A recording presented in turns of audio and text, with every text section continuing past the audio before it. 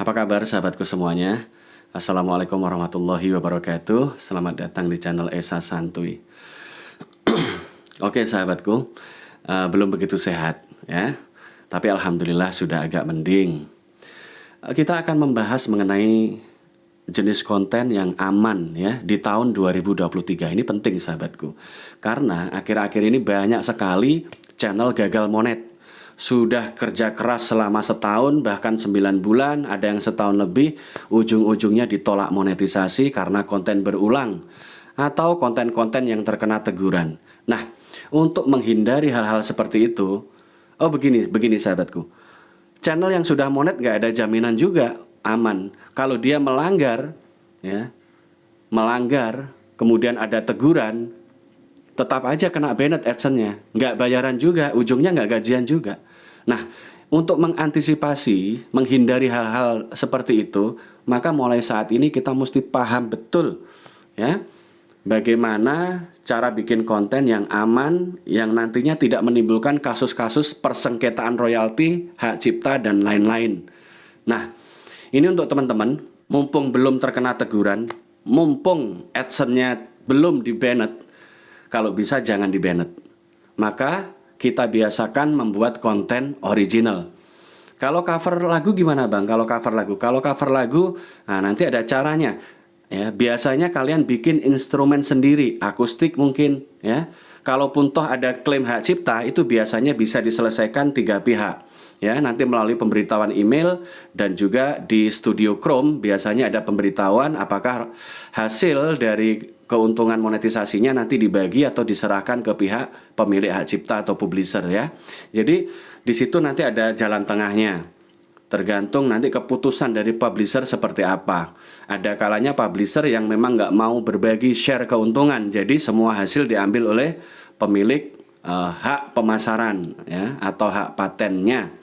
Nah, maka dari itu, mulai dari saat ini ya teman-teman, sekali lagi, yuk kita hindari konten-konten yang berpotensi bermasalah di suatu ketika nanti.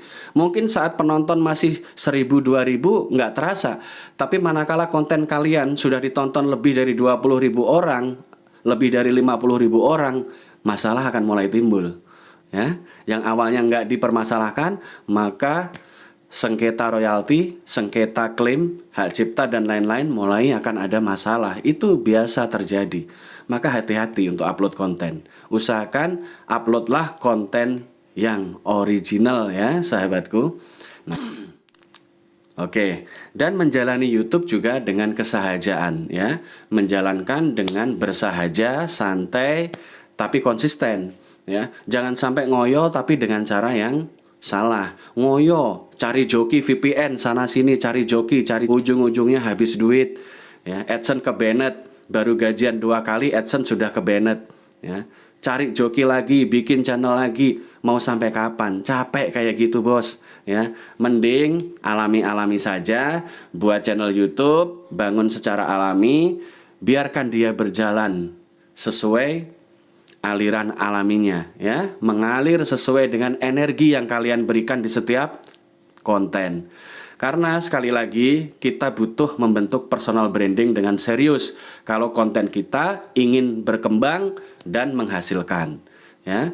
Membangun personal branding ini tidak instan, tidak sebentar, butuh waktu sahabatku, perlu kesabaran, ketelatenan, dan perlu rajin upload tentunya. Oke ya sahabatku, mungkin ini hal biasa yang sudah sering disampaikan, tapi saya mengingatkan kembali agar selalu hati-hati tentang reupload ya, konten berulang. Ini kadang-kadang nggak terasa sahabatku. Banyak pemula yang belum tahu konten berulang itu yang bagaimana sih. Konten yang berulang itu bisa jadi dari video kalian sendiri yang pernah diupload di channel yang lain, channel kalian yang lain, tapi belum kalian hapus dan kalian upload lagi di channel yang berbeda. Ini bisa kena konten berulang. Konten berulang bisa juga dari hasil karya orang lain ya, kita ambil dari video orang lain kemudian kita upload ulang ya. Nah itu termasuk konten berulang, dan ini permasalahannya nggak ringan sahabatku. Konten reupload ini ancamannya adalah terbanned. Kalau belum monet tertolak monetisasinya, ditolak monet ya. Kan rugi. berbulan-bulan bekerja karena konten berulang, akhirnya apa? Ditolak monetisasi. Ya, sayang sekali buang-buang waktu kalau seperti itu kan. Maka kita hindari konten re-upload atau konten berulang.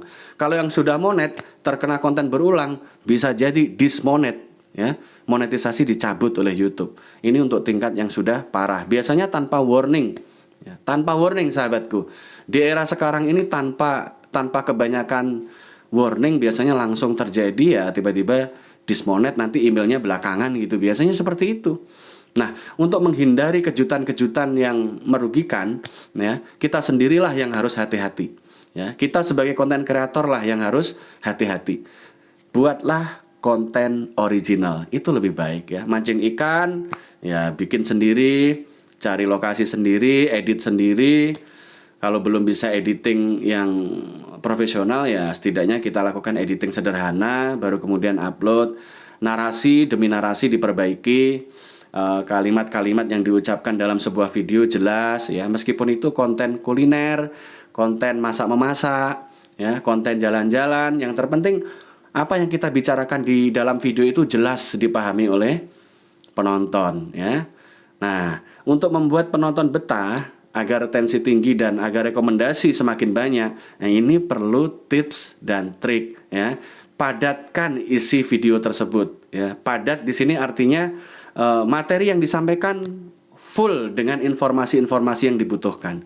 Kalau memang konten tersebut berisi komedi, komedinya intens ya, terus menerus harus mengalir itu. Kelucuan-kelucuan harus mengalir. Agar apa? Agar penonton betah sehingga tidak terasa mereka menonton full durasi. Nah, di situ yang diuntungkan adalah kalian. Karena kalau video ditonton dengan durasi yang bagus, maka rekomendasi akan semakin meluas lagi. Ya.